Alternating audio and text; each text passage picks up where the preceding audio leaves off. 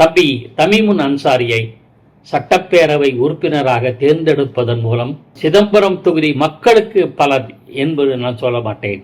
தமிழக மக்களுக்கு பலன், இந்தியர்களுக்கும் பலன் கிடைக்கும். நல்ல யோசனைகள், ஆக்கபூர்வமான செயல்பாடுகள். ஒரு முறை பெட்ரோல் டீசல் விலை உயர்வு கண்டித்து தனது மகிழுந்திலே வராமல், காரிலே வராமல், சைக்கிள் ஓட்டிக்கொண்டு அசம்பிளிக்கு சட்டப்பேரவைக்கு வந்திருக்கிறார். பல போராட்டங்களில் எதிர்ப்பு குரல் எழுப்புவதற்காக கருப்பு சட்டை அணிந்து வந்திருக்கிறார், பதாகைகளை ஏந்தி வந்திருக்கிறார். இதெல்லாம் அவரிடத்திலே தமீமுன் அன்சாரி ஒரு ப்ரோஆக்டிவ் எம்எல்ஏ மட்டுமல்ல, ஒரு போராளியும் கூட என்பதை காட்டுகிறது.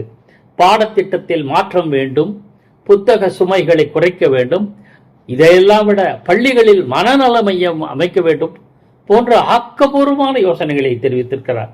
இவருக்கு புனேயில் உள்ள தனியார் பல்கலைக்கழகம் விருது வழங்கியது, மிகப்பெரிய மகிழ்ச்சி அளிக்கிறது. இந்த தமீமுன் அன்சாரி உழைப்புக்கு இன்னும் பல அங்கீகாரங்கள் கிடைக்க வேண்டும் என்பது நமது ஆவல். அதே போல மிக மிக முக்கியமானது, ஐயா அப்துல் கலாம் அவர்கள் திரிபுராவினுடைய முதலமைச்சராக இந்த மார்க்சிஸ்ட் கம்யூனிஸ்ட் கட்சியை சேர்ந்த நிருபேன் சக்கரவர்த்தி அலுவலகத்திலிருந்து வெளியேறிய போது ஏராளமான புத்தகங்களோடு தான் வெளியேறினார்கள், வேறு எந்த உடைமைகளும் எடுக்கவில்லை என்று நான் படித்திருக்கிறேன்.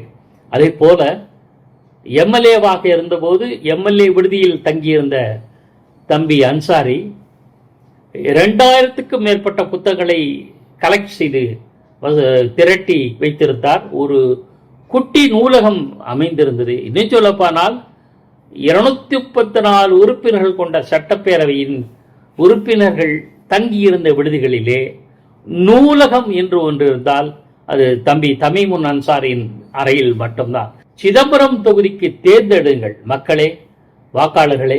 தம்பி அன்சாரி கட்சிகளுக்கு அப்பாற்பட்டவர், மதங்களுக்கு அப்பாற்பட்டவர், சாதிகளுக்கு அப்பாற்பட்டவர், உலக மக்கள் அனைவரின் நலனுக்காகவும் குரல் எழுப்புகிற உத்தமமான உண்மையான தொண்டர், ஒரு நல்ல மனிதன். அவரை தேர்ந்தெடுக்க வேண்டும், தம்பி வெற்றி பெற வேண்டும் என்று நான் விரும்புகிறேன். வாழ்த்துக்களை நெஞ்சார வழங்குகிறேன். நன்றி.